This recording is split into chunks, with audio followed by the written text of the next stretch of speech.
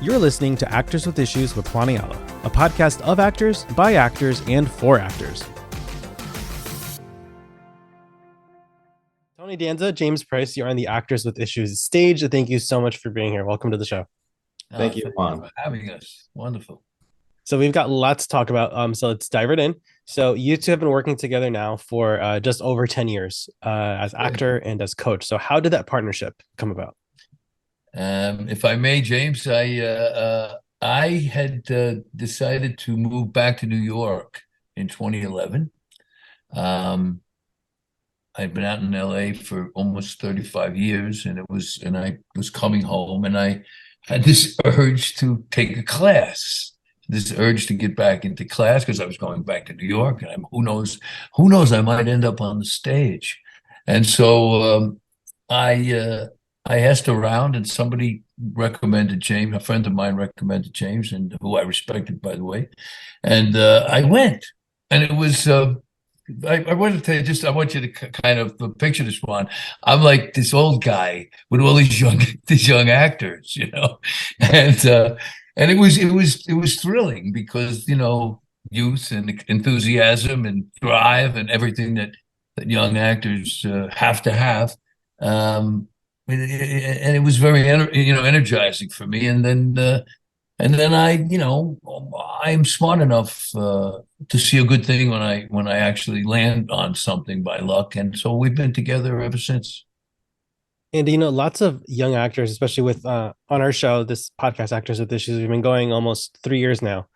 And congratulations. Thank you. We've spoken with lots of actors of all sort of stages of their career, and things we hear a lot from our listeners. Lots of young actors tend to think that once they have their BFA in theater or they've graduated from the conservatory or an intensive, that's it, that they're done learning, they've learned all there is to learn, and they're ready to work. So James and Antonia, I'm curious from both of you, how important is it to keep that training going for the long run? James, I'll go first, and then I'm going to hand it to you because I just want to say, I think it's really important that you don't. A lot of people. James, take that, will you? Well, it's just MFA programs, whatever training they've gotten at college is usually academic related. Years ago, it didn't matter what kind of degree you had. When you came to New York, you still had to find your way into Sanford Meisner's class or Stella Adams or Strasberg or something. Eventually, it's not the degree, it's what do you do when you're in front of that camera or on stage? Do you have the skills? And a lot of times those programs aren't providing them. They're maybe giving them good vocal skills, giving them good movement skills, like some of the big name schools, et cetera. But what happens, can they take that text and turn it alive? Can they be authentic in that moment? And so they're going to find at some point, if they're not booking, there's going to be a reason why they're not booking. What I was going to say too is that James introduced me to Meisner, to Sanford Meisner, and his, he says it takes 20 years to become a good actor, even no matter what you've done.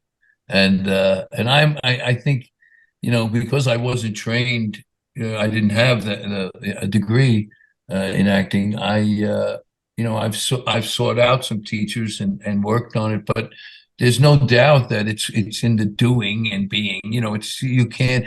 One of the great things that happened to me was I did a lot of sitcoms, and so although you're not doing Shakespeare, you're doing every human emotion every day of every week for years, and so there is a certain amount of that great exercising that muscle. So going, connecting it to what you said about continuing to work. The obvious cliche nowadays, and my father would say it's a cliche for a reason, is that you never stop learning. Otherwise, you're in trouble.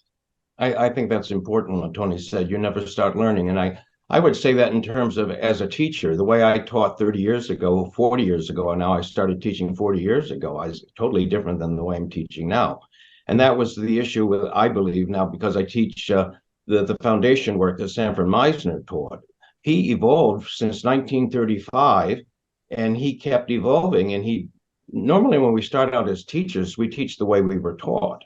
but it takes a long time, as Tony said, 20 years, as Sandy said, to make an actor, which is true, but it takes longer to even make a teacher.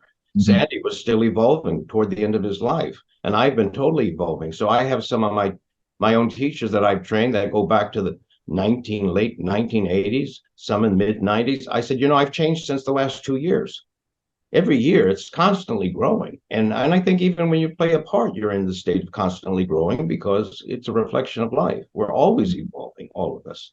So depending on where you got that teacher at that point in the training has a lot to do with it. Tony, you've been in this business for a long time, since you were younger than I am when you started your career. So, That's a good way to put it, there, Juan. I appreciate that. what have you noticed has changed the most about the industry as a whole since you first got started? Well, I don't want to. My mother used to say, "If you have nothing nice to say, you probably shouldn't say it." I just think, in general, it's so profit oriented that and it's tough because TV, which is most of where I worked, was a touchstone. So it sort of kept us all together. We all watched the same. 110 million people watched the end of MASH, and they were excited that they got 12 or 13 million for the Oscars now. We're so fragmented. Everybody's watching a different show. So we don't have that thing that we used to have. And so I think, and then the movies, I think the biggest movies this year, and don't get me wrong, I'd love to be flying and as a superhero somewhere. I get it. But I think, those, I don't understand why that has become the pinnacle of our culture. And I hate to say this, but I went to see, what was I seeing? Anyway, I was seeing a show on Broadway the other night, and across the street is a Britney Spears musical is opening. And my friend, don't get me wrong, I love Chris Lloyd and Michael J., but Back to the Future is opening on Broadway. And I'm just wondering if we're infantilized, I can't even say it, but we're regressing as far as intellectually. When I went on TV, we used to do everybody was doing little plays, Taxi, Barney Miller, there were all these little plays, these shows, and they went on all the way to Seinfeld. And so you had this attempt to do something in a half an hour, 22 minutes and 40 seconds, that somehow made a connection, that sent a message, that did all these things. And we stopped. We don't do that anymore. And when you used to watch the European TV, Japan, Italy, so on and so forth, you'd see dating games, reality shows, sports games, these kind of things that now we're doing, and we're importing a lot of our most meaningful projects as far as TV shows, these limited engagement shows, or even the ones that go on for years. We're getting them from the ideas from overseas. So it's just a weird things, how things have changed. I think that's the thing that I would most point to. I think there's a lot of other stuff, but like my mother said, stop. I think Tony is right in terms of everything. Life does not stay still. It's constantly evolving. And as technology evolves, we as human beings have to evolve with it. And sometimes it's not the best. We start to lose sight of what is human about us. And as actors, the thing we have to offer to each other, and I try to create those kind of actors, is to touch their humanity. And the only way we can touch their humanity is to expose our own humanity. And sometimes it doesn't work that way. So now, after COVID, people coming out of COVID, my students have a whole new issue in regard to self-taping. No longer do they walk into an office. They have to now walk in front of the camera and present their audition themselves in such a manner. And that's not bad for sometimes. I've never done one yet, but that was my problem when I was an actor. I would go in and I would be very nervous. So if I have the benefit of being home by myself and can control that, that's a good thing for me. I could do my best work. But the problem is then you send it off as a file. You don't know if your audition has ever been seen. Mm. because they get 1,000 of them. I don't believe they're sitting there opening 1,000 files and watching 1,000 different videos. If you at least walked into a room and auditioned, you knew you were seen at that point. I think that's a bigger change than as far as actors are concerned.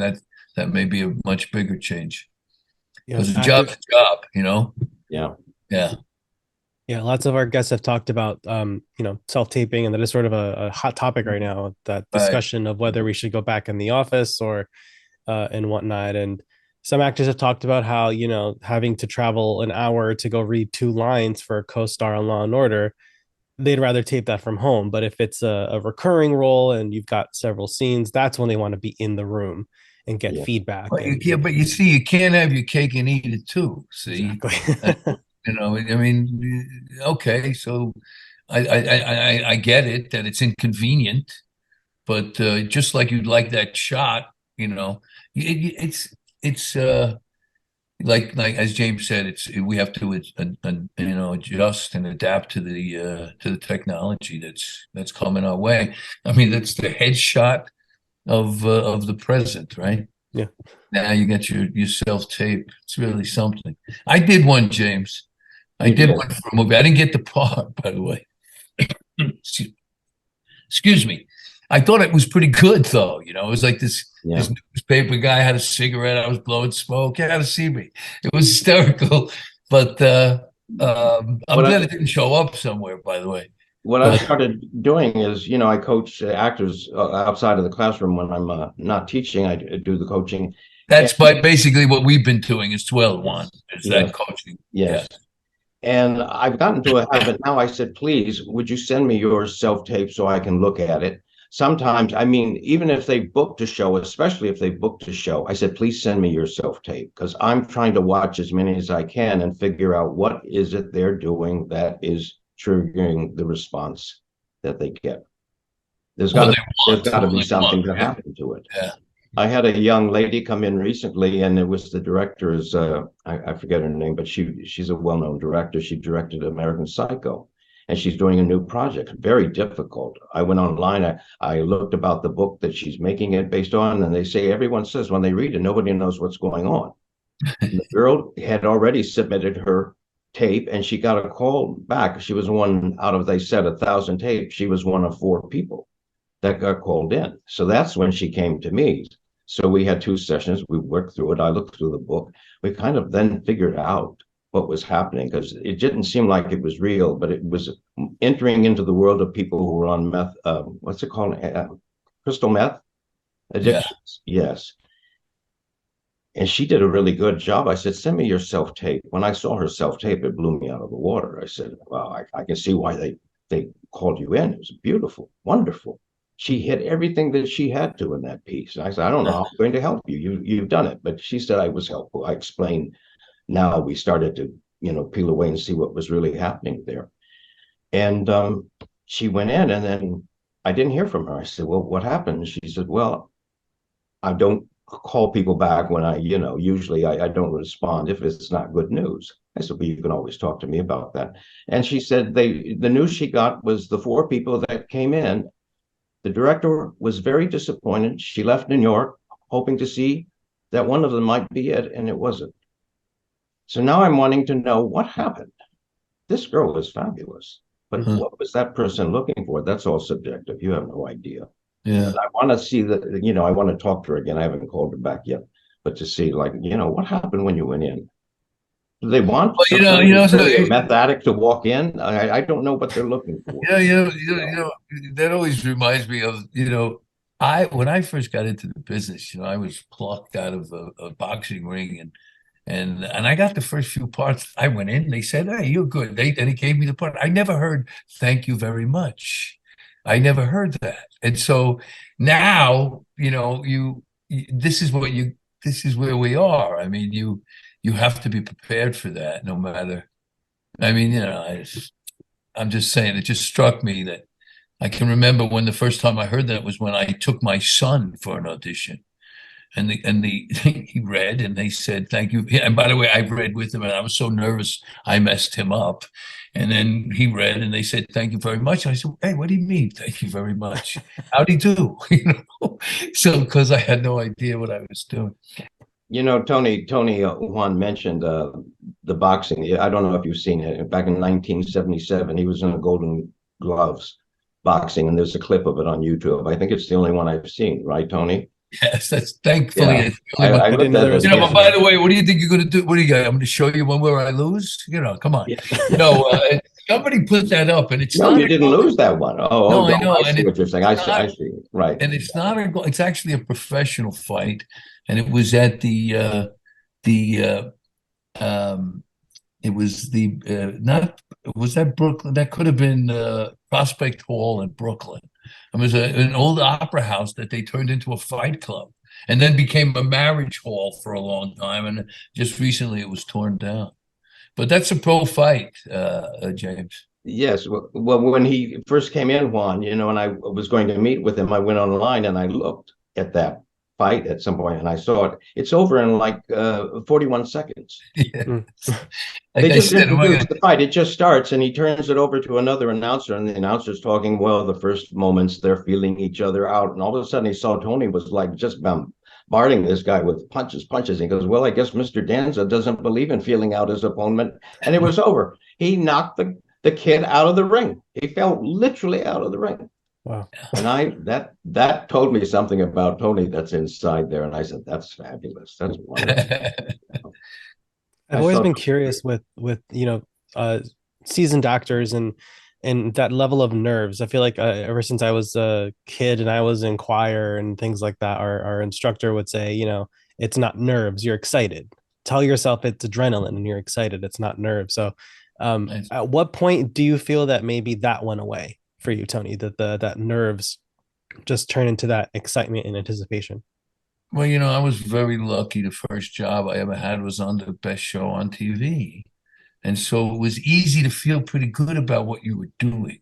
And so that helps you get over it. You know what I mean? When you feel secure in in the work that you're doing, because hey, everybody's going, hey, nice job, so I had that advantage. But I think it just comes with, this thing, like to quote Sandy Meisner again about the 20 years. I started doing this cabaret act about 20 years ago, and I'm finally like free doing it. It's like I've given myself permission to sing. I'm not getting in my own way. And in fact, I actually think the newfound sort of ease that I'm doing it with has dripped into my work as an actor. I've been doing a couple of shows, and I've been doing some stuff on those shows that I'm proud of, and I think it's because it's of James, but also because of this time that goes by, And I mean, this getting old's a new thing, and it's not fun, but it sure has its advantages. When Tony does his act, Juan, if you ever get to see it, it's like he's been doing it his entire life. It just fits like a glove, And I saw it last fall was the last time I saw it. And I felt a little bit, I mean, you weren't nervous, but a little, until something happened and you got your attention off of what you were doing because you worked off of somebody in the audience. A waitress was still having some trouble with a guest there at the table. You used it. There's no mistake you can make. The only thing is to ignore a mistake. There was no mistake made other than they were distracting you, and you brought them right into the act and said, I'll wait for you whenever you're done. You're killing me, aren't you? And the audience responded, and from that point on, it was really relaxed, because I'll be honest with you, James. I don't think it was me who relaxed. I think it was the audience who relaxed. The audience, that's probably right. Absolutely. I was listening to Sammy Cahn, the great songwriter. I happened to get lucky when I first got to Hollywood and met him. And I don't want to drop names, don't drop names, Juan. My friend Bobby De Niro told me that. But anyway, he used to say that when you walk on the stage, the audience knows if you belong up there or you should be sitting with them. And so I think the audience is also on edge until they feel comfortable. and that might have been the thing that oh, okay, Yeah, that would be oh yeah, good. that's who he is, or Yeah. something. I don't know. It's weird. I remember when I first started, I used to worry about that because there would be, somebody would do something or hecklers, you have all sorts of things. But now that's become the thing I almost hope for because I know I can make hay. I can do something out of it. You got to be careful not to sound snarky or snide, but you can usually out of some kind of blunder or mishap. I mean, you could usually make some hay out of it. Yeah, I always get nervous before I teach or if I'm doing a workshop. But I'm not crazy. I've done enough of them and I know I'm not going to die. So I say, look, are you going to go out and make an idiot of yourself? Try to? No. Well, then there's nothing to worry about. Does it always work out? Yes. So you have to do a little bit. But for young actors, or not even young, people who are new to acting, because my students can range up into their 70s. I have them from 18 up into the 70s. So the average age is around 30 years old of the students. Whenever you're getting in front of a group of people, you start to worry a little bit, like giving a report in class or something. So because their attention's on themselves and they're not focused, it's like going to a party. Tony had a book signing party. He wrote a book, and he invited me, and I didn't know anybody there. And there's these celebrities and names of people. And what I was going to do, my attention was on myself and the fact that I didn't know anybody there. I said, "Get your attention off yourself." I went back, took the book, and sat there reading it. Next thing I know, Tony comes to me and brings over someone I had met many years ago, and a producer on Broadway, and we got engaged in a conversation. We had something to talk about. And once you get your attention off of yourself, you free up and become yourself. So that's the first problem we have to do, in the training of the actors, get your attention off of yourself. So we give them a device, an exercise that will force them to have to keep the attention on the person in front of them. And in times it evolves and it starts within the first class, they're nervous. After that point, they can get up and work for 15 minutes and not realize other people have been watching them. So I'm involved with a teen acting program in New York City called the Stars of Tomorrow Project. The slogan of which is because when you teach a kid how to act, you teach a kid how to act. So anyway, we've got 183 kids signed up this semester, and we've been doing this for a while, and that's what we preach. We preach, just get out of your own way. Don't don't think about what's going on as opposed to thinking about how you as a character think about it going on.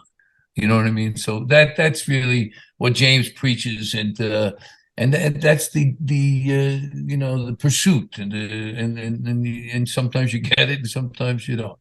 But if you're at least with the act, James, I find myself like now, I can't wait to get up there. I can't wait.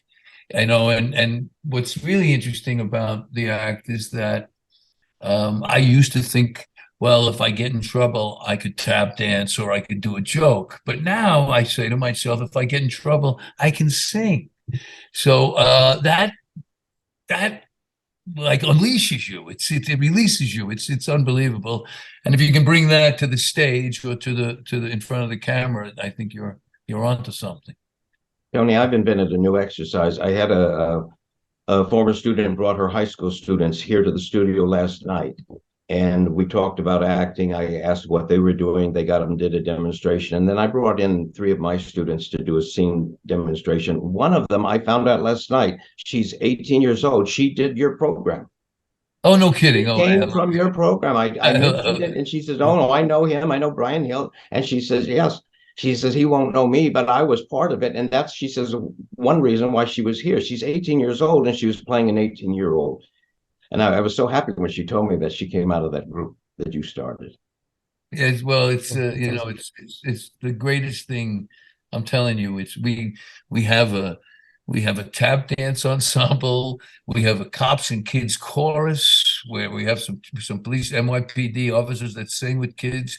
We've sung at the tree lighting and sang at Citi Field on 9/11 and Yankee Stadium, and so it's just this wonderful program. But the thing that we try to tell them, because you see the same thing, it's that you're so involved with yourself, it's hard to get off. And I'm, I'm still working on it. It's not like, oh, I got it. So Now, Juan, enough about us. What about you?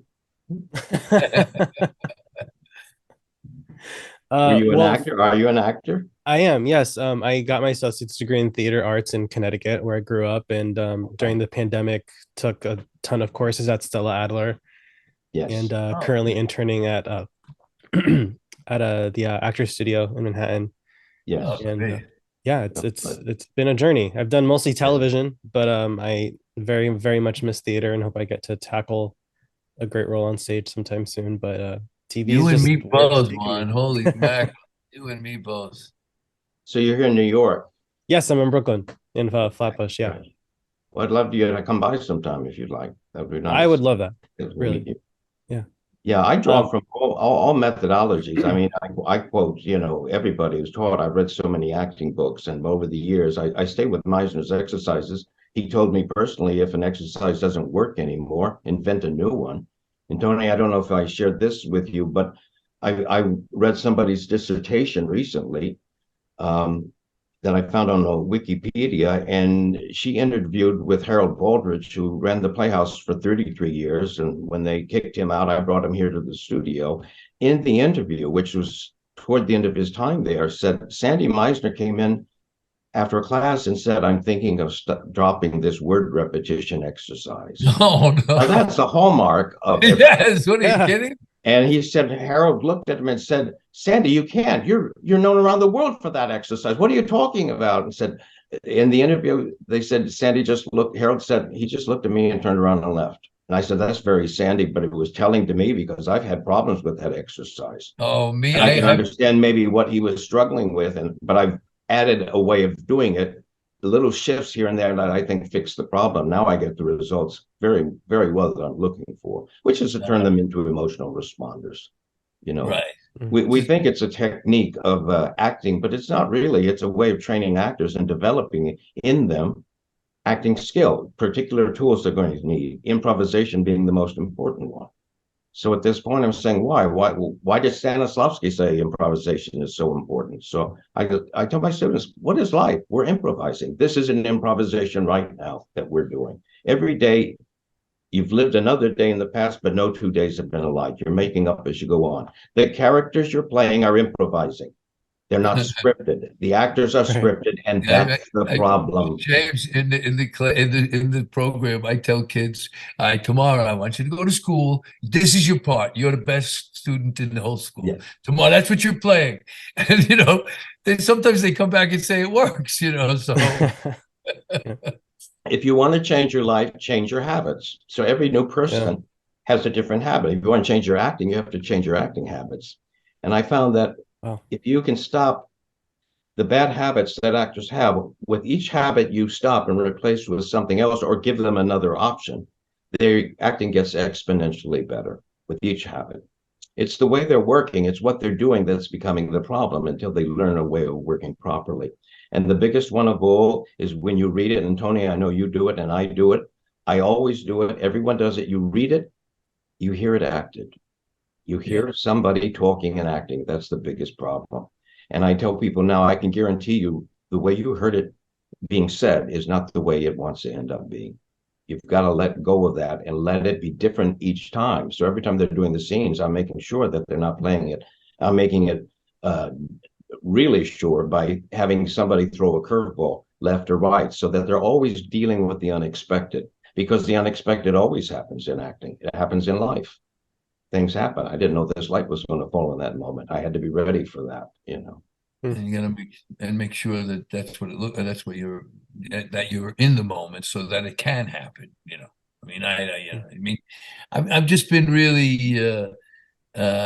I've been playing a bad guy on this TV show, Raising Canaan, and Mm. uh, and it's so much fun, by the way, to play the bad guy. It really is. I haven't done a lot of it, but it's really a lot of fun. But trying to really get this guy and get what is happening when it's happening, what he's all the things that you try to build into those moments has been the most fun for me. and then getting out of your own way and not thinking about you doing it as a character, but doing it. And Tony, how many episodes have you done? I've done 6 so far. And that's continually growing because you don't have all 6 episodes at one No, time. five haven't been on yet. I think they go on in July, and then we start the new season. I didn't get whacked, so I'm actually coming back. so, yeah. Juan, recently I've watched the show on is it HBO Barry? Everyone had been talking. Yeah, it's terrific. And those are 30-minute episodes, so I can binge watch easily that. Mm-hmm. But I noticed in the very first episode, I felt the actors were kind of wooden, and it was different. I didn't know what kind of comedy it was. I don't think they knew what it was. Henry Winkler, it seemed like he hadn't acted in some time. It seemed a little rusty. I didn't know what was going on, but by the second time, it changed. By the third time, fourth time, fifth time, they're evolving because, Tony, whenever I worked with you, you never had the series wasn't even written. They usually have what? 3 episodes? Well, they're always a little bit ahead of you. Yeah. They're just a little bit, but they don't have the entire season. But James, it's repetition. It's that glory of repetition, that glory of getting to do it over and over. Even if you're changing the words every week, you're still playing this character. I was lucky enough twice on shows that ran for years where you get to do that. Yeah. And then to do Broadway, people say to you, don't you get, bored doing the same show 8 times a week, for months? I say no, because it's the beauty of that you get to do it so often that you can make it your own and peel away the onion, to use another cliche. I was doing Iceman Comas with Robert Sean Leonard. It was Kevin Spacey's production, and we did 100 performances, and then one night we made eye contact at a different place that we'd never looked at each other before. We were like, it was so strange, and that was the beauty of it, that you get to do it every night, and that I'm telling you, people don't understand that repetition is so incredibly. Yeah. That's what was discovered in that world. There was 4 of us in that scene. Usually actors train just one-on-one. There's only you and your partner. And I've learned from experience, whenever you get into a scene and there's more than one other person, 2, 3, 4, you never know where to put your attention, and you're lost for that time. And this exercise that I've now invented, you found out it doesn't really matter. You go in the moment to whoever's grabbing that attention, and it started to give them practice in that. And the more you were working, and the more that girl was struggling, she didn't know who was going to give what. That's what really brought her live, and it was so lovely to see that happen. And then the audience was transfixed on it. Isn't that's what Meisner, don't do anything till somebody makes you do it. That kind of, Yeah, the thinking is the great enemy of perfection. Get out of your head and just be in the moment and live and see what happens, and let it be different each time, especially in film. Why would I do it if they're taking another take? Why do I do it exactly the same way? Right. So they say Meryl Streep never does it the same way. You better stay with her because she does, and that's because she doesn't know what she's going to do. But she's going to be authentic in the moment, and that way, that editor has a lot of authenticity that they can use. They're going to make the final analysis as to what's seen or not seen. I think she realizes that. So why would I give them the same of something? Well, gentlemen, I've taken up far too much of your time, but thank you so much for this conversation. I know that all of our young listeners and all of young actors who listen are going to find this so insightful. So thank you. Hey, listen, here's my last thing. Could I just say someone? I say Absolutely. This to actors when they ask me, you got to really believe. You really have to believe that nobody can do what you can do. Yeah. I can't do what you could do, Juan. I can't do what James can do, but you guys can't do what I can do. And if I really do it, then that takes a lot of pressure off. Yeah. And if I really believe it and I really do it, then that takes a lot of pressure off. Thank you, Juan.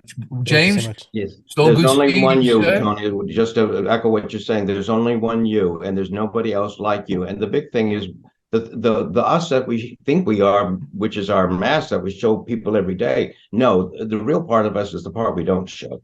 Yeah. And we have to start to get comfortable and allow that to come out. And the more we do it, the more interesting we become. Tony said that. You said to be interesting, you have to be interested in something. You said that our last meeting, I think. That's true. Yes, yeah. I didn't understand that in order to be interesting, you had to be interested. Yes, yes. So Juan, I just figured that out last week, Juan. I'm a lot better for it, I'll tell you. No, I'm kidding. It was a pleasure, Juan, and I'd like to Thank see you you, so much. and meet you in person if you care to, Yes, absolutely. Thank you so nice. much. Thanks for joining us. Be sure to subscribe to Actors with Issues on Spotify, Apple Podcasts, or wherever you get your podcasts, and visit our YouTube channel for full video interviews. Actors with Issues is executive produced and hosted by Juan Ayala. See you next time.